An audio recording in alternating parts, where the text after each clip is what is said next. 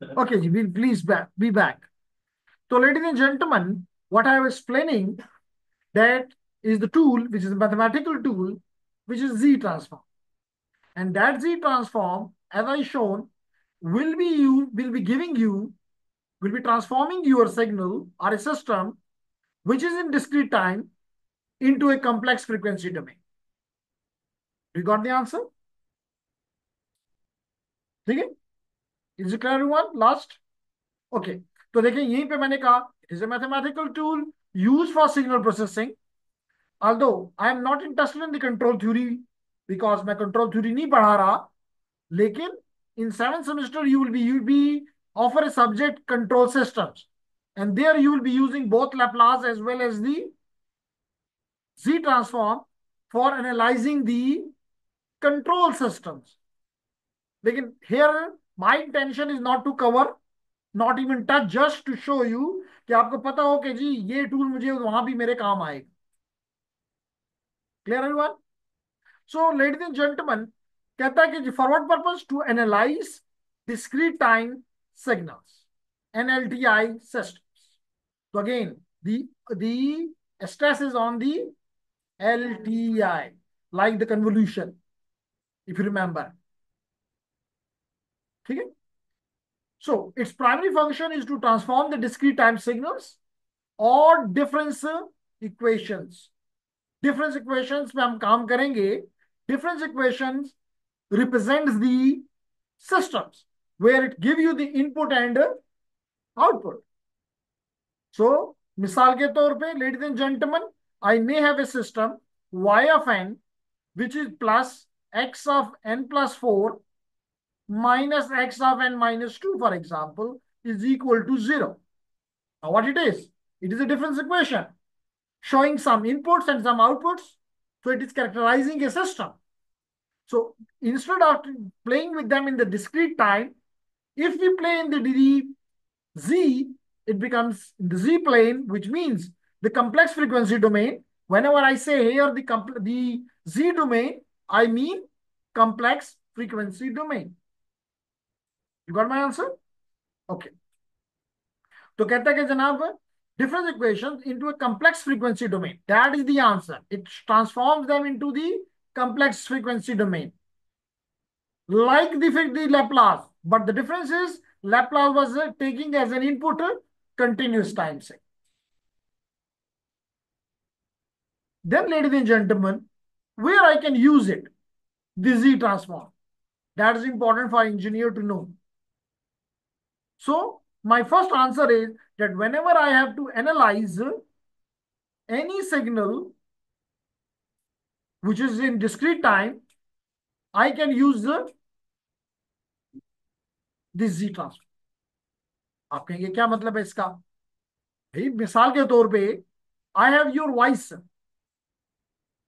I have your voice signal captured by me. और मैं चाहता हूं कि आप ये करें. It's very simple, very easy. Just as fun करें, अपना भी लें वॉइस, अपने किसी दोस्त का भी लें, and then try to analyse it. So what you will be analyzing here? What frequencies are present in your voice? Where voice is a signal. We understand this. You may even take an audio signal. You may be taking a video signal. So all are the signals. Now these signals को आप देख सकते हैं कि इनमें कौन सी frequencies हैं, कौन सी नहीं है, किन का एम्पलीट्यूड ज्यादा है, किन का एम्पलीट्यूड कम है, उनकी फेस के साथ क्या क्या रिश्ता है, फेस कैरेक्टरिस्टिक्स क्या है, एम्पलीट्यूड कैरेक्टरिस्टिक्स क्या है. तो what you are doing here, you are analysing a signal. Similarly, ladies and gentlemen, you can characterize the not the signal, but you are characterizing the systems. You are characterizing the systems. Like for example, क्या इसका क्या मतलब है? इसका मतलब ये है कि ladies and gentlemen, you may have a low pass filter, you may have a high pass filter, you may have a band pass filter, you may have a band stop filter. भाई मुझे क्या पता कि कौन सी low, if I talk about the first one which is the low pass, कहां से कहां तक अलाउ करता है। मिसाल के तौर पे this is low pass filter allowing from 100 to 200 hertz. Another filter has been designed by Asher, Asher, Asher, and that is allowing from 100 to 300 hertz. Another has been designed by Afreen, and that is allowing from 300 to 600. All are low pass filter, but need to find, characterize it. What frequency component is allowing and what frequencies are it is not allowed.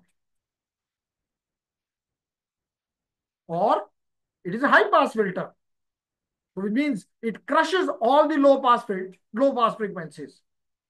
It removes all the low frequency component and only allows the high. What mean by high? Maybe 1 Mach to 2 Mach or 1 gig to 2 gig. So we need to tell our user कि भाई high क्या है। मिसाल के तौर पे देखे ना, कोई आपके पेरेंट्स कहते हैं जी बड़ी महंगाई हो गई है, आप मार्केट जाती है कहती नहीं, नहीं क्या कहती है अपने वाले साहब को, हुँ? घर में अपने वाले साहब को किस नाम से पुकारती हैं? बाबा। तो ये बाबा को कहती है नहीं बाबा बड़ी सस्ताई है, कुछ भी नहीं महंगा है। तो इसका मतलब है कि बताना पड़ेगा कि वो कहेंगे कि जी महंगा है क्योंकि इतना महंगा हो गया है। वो पेन फॉर एग्जांपल जो कि पहले 100 रुपीज का था 500 का हो गया, महंगा हो गया है। ये कहती है 500 चीज क्या है, 500 चीज क्या है तो बड़ा सस्ता है। तो यहाँ पे आके you have to tell, you have to categorize कि जी this is allowing this frequency, that the reason I am calling it a high pass or a low pass or a band pass or a band stop. So what you are doing here? You are characterizing a system. Clear? Similarly, the very important which was not done by these two, ladies and gentlemen, these two, and here comes the difference. This DFT and DTFT was not doing this, the task number three. Task number three, Afreen, क्या है? Stability analysis. You can tell about the system, whether it will be a stable system, unstable system, a marginally stable system. So how you will be doing this? By studying the Z transform, by converting your discrete time signal into complex frequency domain and solve it for the poles and zeros. Poles and zeros. And you'll be using these poles. How? I will be explaining this. No worry. That how do you can find the poles, and by plotting these plots in the and see in the complex plane definitely, and then you have to look at its relation with the region of convergence, region of which is called ROC, which is called ROC. ठीक है, तो ROC के साथ हम देखेंगे कि ये जो पोल्स हैं उनको देखकर हम देखेंगे whether it is a stable system, unstable system, or a marginally stable system. So it tells us stability, and that was not given by the DFT and DTFT.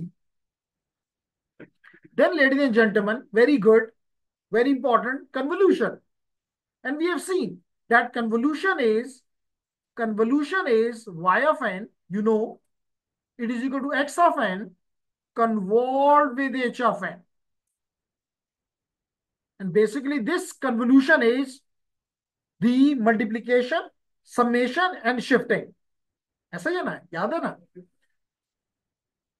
So if you convert it into z, you will find that this become y of z is equal to x of z multiplied by h of z.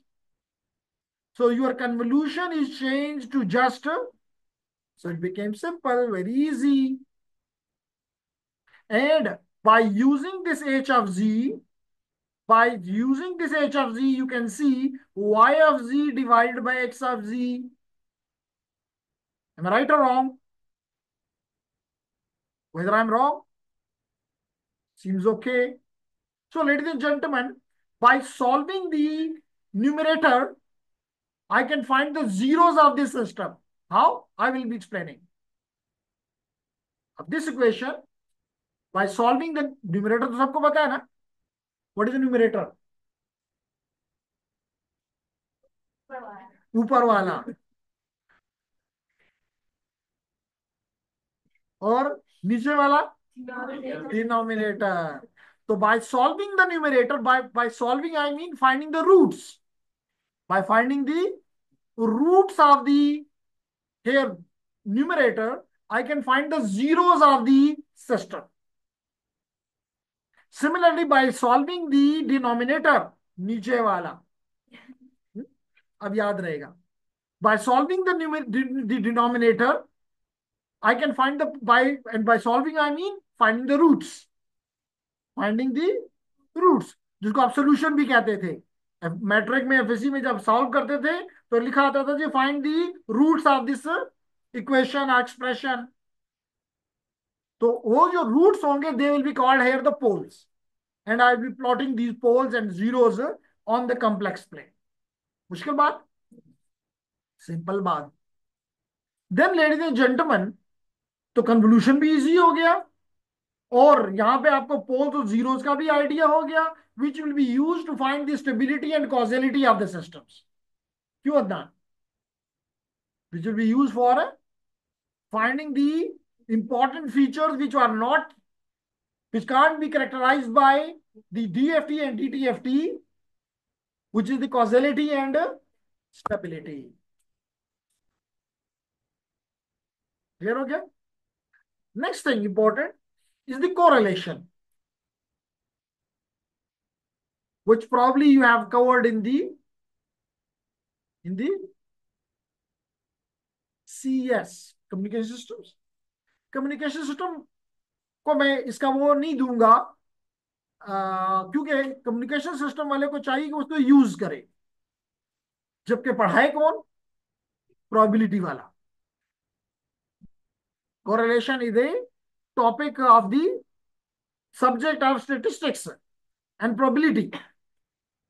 तो वहां पे for what purpose? Because he has a data and we need to find the information, and in the data science we use it a lot.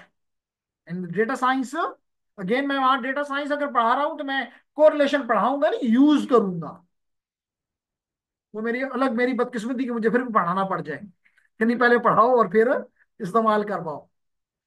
तो ladies and gentleman, वहां पे आप you can, what mean by correlation? For example, I have two signals, two quantities. One is, for example, demand of something. मिसाल के तौर पे सर्दी है, तो अब आप गर्मी में आप लेट इट बी, आप मूंगफली नहीं लेते थे, आजकल आप छोड़ते नहीं है. हॉस्टल जाते हैं तो कहते हैं जी साथ थोड़ी सी ले जाएं, और जो हॉस्टलाइट नहीं है वो कहते हैं घर ले जाएं, रात को बैठेंगे तो साथ ये खाएंगे. तो it mean the demand for this dry fruit increased in winter. तो अब क्या हुआ? The price increase along. तो it mean the relation between the demand and the price is correlation which is positive. Positive correlation. क्या कौन सी correlation है? Positive correlation. ये भी तो दो सिग्नल्स हैं. इसी तरह बाज केसेस में होता है कि अगर आप मिसाल के तौर पे सप्लाई सप्लाई आप इंक्रीज कर दें, यानी कि यही मूंगफली जो मैंने आपको एग्जांपल दी, मैंने नहीं दी आपको एग्जांपल चनखोजे की, मैंने नहीं दी आपको बादाम की, ठीक है, लेकिन कम से कम चले इसकी एग्जांपल पे हमने इत्तेफाक किया. तो लेडीज एंड जेंटलमैन, यहां से आपको जब आपने सप्लाई, मिसाल तो पे मार्केट में आपने दबा के ये चीज गिरा दी, the price will go down. हर दुकान पे ऊपर बोरियां पड़ी हुई हैं, कोई लेने वाला नहीं है, तो लाजिमी तौर पे they have to sell it. तो what they will be doing? They will be, तो you have to find the correlation again.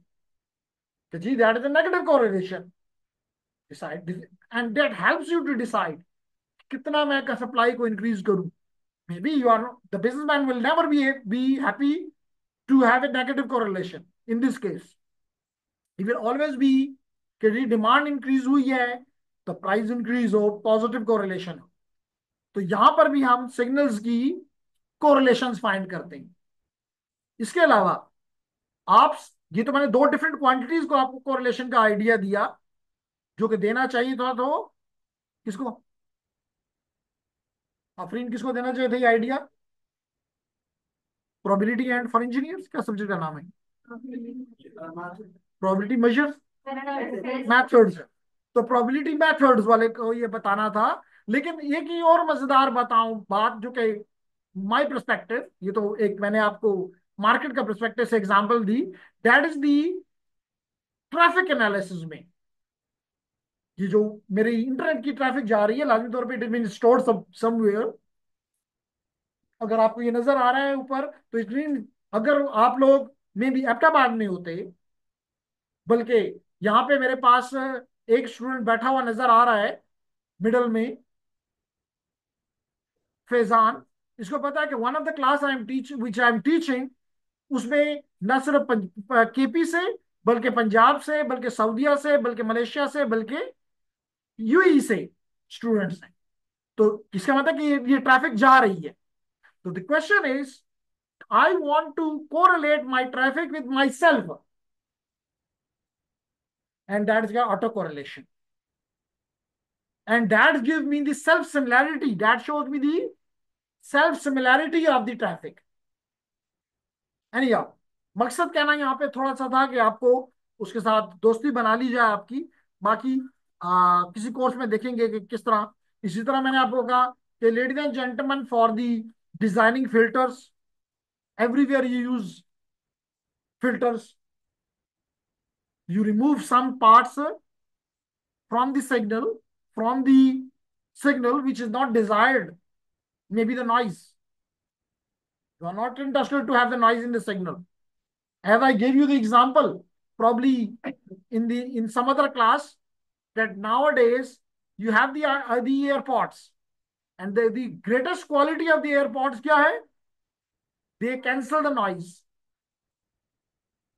आपको मैंने एक एग्जांपल दी थी कि एक एड चल रहा है जिसमें वो बता रहे हैं कि जी दी जेंटलमैन इज ट्रैवलिंग, लेकिन दूसरा एंड ये समझ रहा है घर पे है, क्योंकि उसको आसपास का नॉइज, ट्रैफिक नॉइज फील नहीं हो रहा। Which mean the device is cancelling the noise, which means filtering the noise.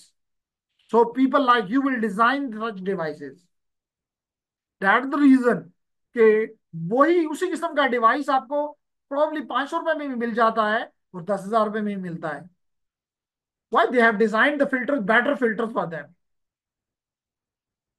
Is it clear, everyone? Okay, ये तो हो गया थोड़ा सा गपशप about or some introduction about the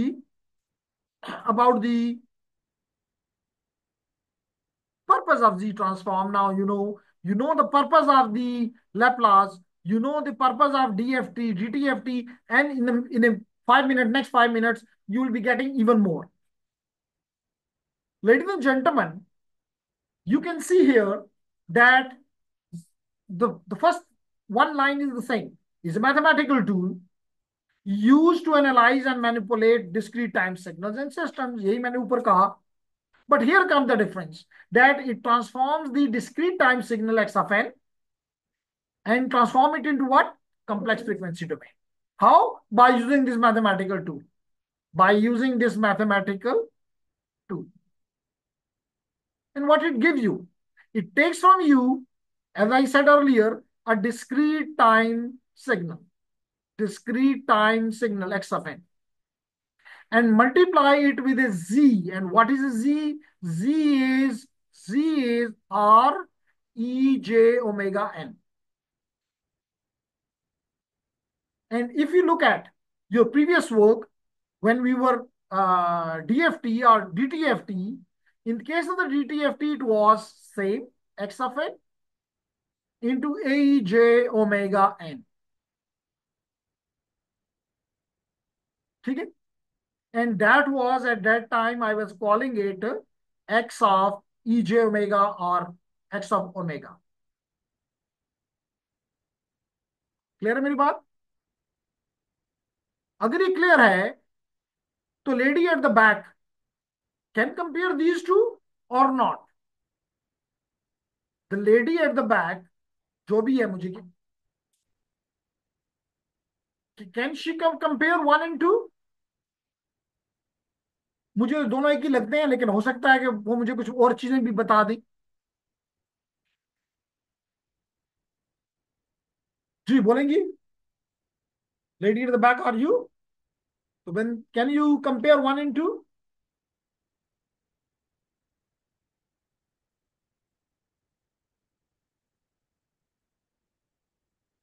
Jamal, Haris, where is Haris? जी हारिस, कर सकते हैं तो कर दे फिर, ने रोका किसको है? इक्वल है। तो हारिस ने हमें जवाब दे दिया कि इक्वल है। The lady at the back still not clear. कोई फर्क नहीं है इनमें, क्या है फर्क? क्या? एक समेशन है और एक, ओके ओके, ये क्योंकि ये लिखा हुआ था ऑलरेडी, इसलिए मैंने इसको नहीं वो किया। यहाँ पे भी है x of n. Okay okay, let me rewrite it. ये है आपका x of z, sorry, what's your name? Sidra. ये नंबर वन है, ये नहीं है। इसको मैं खत्म कर देता हूं। ये नंबर वन है, ये नंबर टू है। कैन यू, एंड दोनों का क्लेम ये है कि they transform it into the complex frequency domain.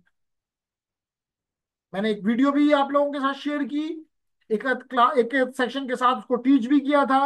उम्मीद करता हूं कि वो लेक्चर आपने नहीं देखा होगा। ये तो कर सकता हूँ उस्ताद, तो मतलब ये तो उसका वो होता है जी, इसको पता होता है कि नहीं?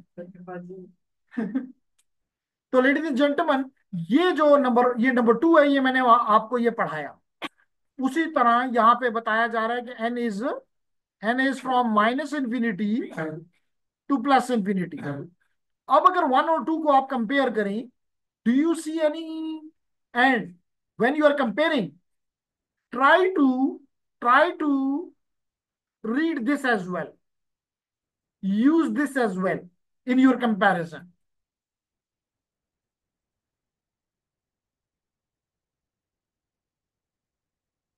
मरियम कौन है इस क्लास में? आज एब्सेंट है। जीसीआर।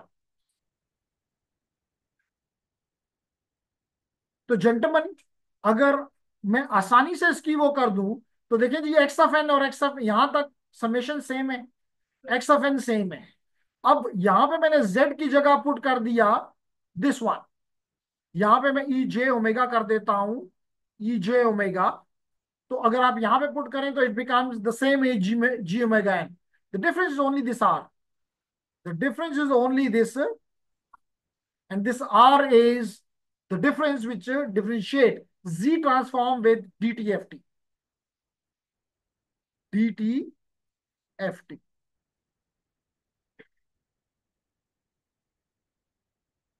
क्लियर हो गया? अब अदनान, यहां पे तो R कोई चीज है, इसमें तो इसका मतलब R यहां पे है, जो कि ये लिखा हुआ है आपको नजर आ रहा है। अब मेरा क्वेश्चन ये है, क्या यहां भी R है?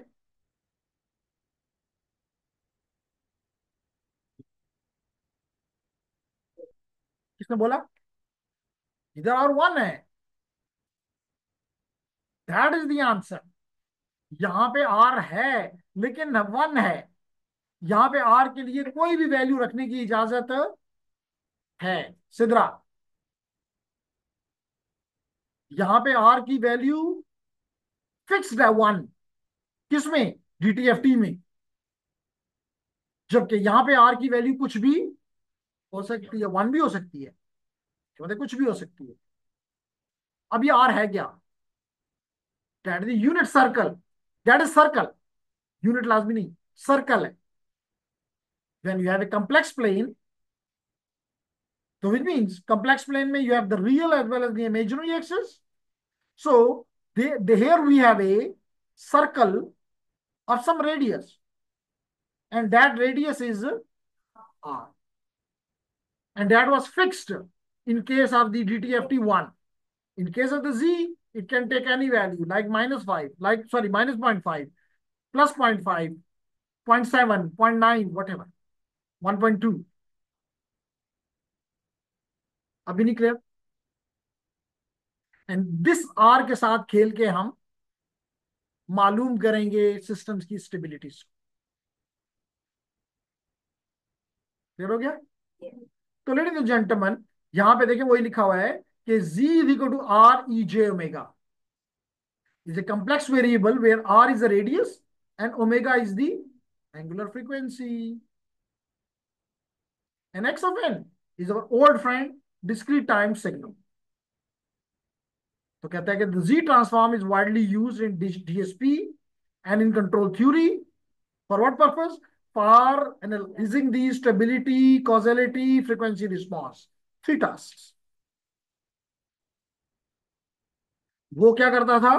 Frequency response. फ्रीक्वेंसी रिस्पॉन्स में भी मोस्टली डीटीएफटी वगैरह हमें देते थे फ्रीक्वेंसी स्पेक्ट्रम। चलें, ये भी देता है फ्रीक्वेंसी रिस्पॉन्स में फ्रीक्वेंसी स्पेक्ट्रम मिल जाता है, लेकिन stability and causality was not there. Clear? Now ladies and gentlemen, let me compare them little. Let me compare, क्योंकि पेपर में माइट भी मैं ना बताऊं कि क्या करो, कौन सा टूल इस्तेमाल करो। टूल इस्तेमाल करना तो इंजीनियर का काम है ना, उसको बताया जाए तो फिर तो अच्छी बात नहीं है। क्या ये बात छुपाई जा सकती है?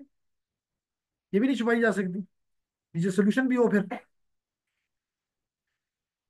अच्छा लगेगा ना, मैं वहीं से उतारा हूँ वहीं पे लिख दो। लेकिन फिर ये अगले क्लास, इस क्लास वालों के तो ये डिमांड है ना, अगले वाले कहेंगे एक बंदा भी दें जो वहां से उठा के यहाँ लिख करते हैं। जी, तो वापस आए जी। क्या मतलब हुआ? कहता है कि जी please generalize, it is Z transform is a generalized transform for discrete generalized because R can take any value, it is generalized.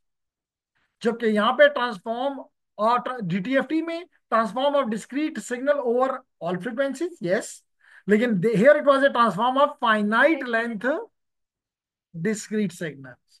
तो डीएफटी में the signal must be finite, while in the DTFT and the Z it can be finite or infinite. फिर मैंने आपको भी बताया कि जनाब Z plane में क्या होगा, R this Z will be equal to R E J omega. Frequency while in the DTFT it will be E J omega. R बीच में से खा लिया गया, यानी खा नहीं लिया गया। What's your name? Nurul Huda. अच्छा, नूरुल हुदा दो हैं, दूसरी कौन सी है? दोनों साथ साथ हैं।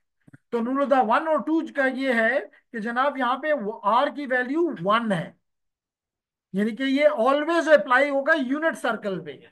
यहाँ पे यूनिट सर्कल होना जरूरी नहीं, हो भी सकता है।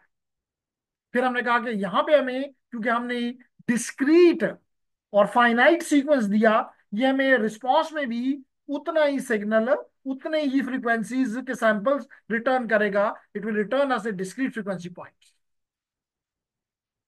फिर हमने कहा इनपुट क्या दोगे, जैसे मैंने पहले समझाया, you may have a finite or infinite discrete time signal as an input for the Z transform. Similarly, you can have an infinite discrete time signal in case of the DTFT, while always you will have a finite length discrete signal n samples in case of the DFT. And more if use is concerned, mostly we use this or this. Practical perspective से we use these two. फिर हमने क्या कहा जी, output में क्या मिलेगा? हमें complex function मिलेगी इन टर्म्स ऑफ z's। यहां पे हमें क्या मिलेगा? और याद रखो, ये फंक्शन भी जीज की कंटिन्यूअस होगी, लाइक हेयर हमने पढ़ा था डीटीएफटी में, it give all the frequencies, continuous frequencies. So you give a discrete time signal, discrete, but it gives you all the frequencies, continuous time, continuous function of frequency. While your DFT will always give you the sequence of n discrete points. फिर कहां कहां इस्तेमाल करें? पहले हमने पढ़ लिया, stability करनी है, कॉजेलिटी करनी है, या सिस्टम का फ्रीक्वेंसी बिहेवियर चेक करना है, कैरेक्टराइजेशन देखनी है ना, you can use easily your well known friend z transform. Clear? Then is the here it doesn't work with the causality and stability. It only analyzes the frequency content of the signal and systems. And computationally efficient spectrum analysis करना है तो DFT. And for this, which algorithm we use? FFT, fast Fourier transform. FFT, fast Fourier transform. इसमें, ladies and gentlemen, we will be talking about how to find this region of convergence. We will find what is the region of convergence. And that region of convergence, ROC, is critical for determining the stability and causality. जैसे मतलब ये उस तरह सीखना जरूरी है जैसे कि मुसलमान के लिए कलमा पढ़ना और सीख समझना. तो क्या हमारा मौलवी हमें क्या बताता है कि कलमा पढ़ना जरूरी है ना, लेकिन उसको समझना जरूरी है, ताकि पता चले कि मुझे क्या करने की इजाजत है और क्या करने की इजाजत नहीं है. Anyhow, no ROC valid only on the unit circle. No ROC defined for the, इन दोनों में आरओसी नहीं है, इस आरओसी ने इसको बाबरकत बना दिया है. क्लियर? अगर कंप्यूटेशनली देखें तो can be analytically and numerically complex and efficiently computed using FFT, infinite computation over all frequencies, क्योंकि it takes infinite signals. It takes infinite signals. Now, ladies and gentlemen, की डिफरेंसेस तक ले जाते हैं, चले ले जाते हैं. क्या है जी scope? The Z transform is more general, क्योंकि ये फाइनाइट भी लेता है, इनफाइनाइट भी लेता है. ये आर को वन भी लेता है, आर को डिफरेंट भी लेता है. इसलिए हमने कहा Z is more general as it operates over the entire Z plane, while DTFT restricts to the unit circle in the Z plane. फिर DFT is a sampled version of DTFT and is used for practical computations. Clear? For stability, Z transform provides information about stability and causality by using the ROCs. And what is ROC? Region of convergence. So in the coming class, what will be finding? ROC, region of convergence. Paper में भी होगा, find the ROC. So you have to find them. And which is not addressed in the DFT and DTFT. Frequency resolution. DTFT compute a continuous frequency, while DFT gives you the discrete set of frequencies. And Z transform is not inherently tied with frequency representation. It works in the complex domain. Applications. जैसे मैंने कहा, Z transform is used for system analysis. And the system analysis, what you will be finding? Poles and zeros. किस पोल zeros है? ऊपर वाला और नीचे वाला, याद आ रहा है? तो एच ऑफ जी का, किसका ऊपर वाला नीचे वाला? H of z system function. तो सिस्टम फंक्शन का जो न्यूमरेटर है उसको रूट्स फाइंड करेंगे तो जीरोस फाइंड हो जाएंगे, और जब डिनोमिनेटर के रूट्स फाइंड करेंगे तो पोल्स फाइंड हो जाएंगे, जो कि ये काम डीटीएफटी और डीएफटी में नहीं है. It is only use for spectral analysis.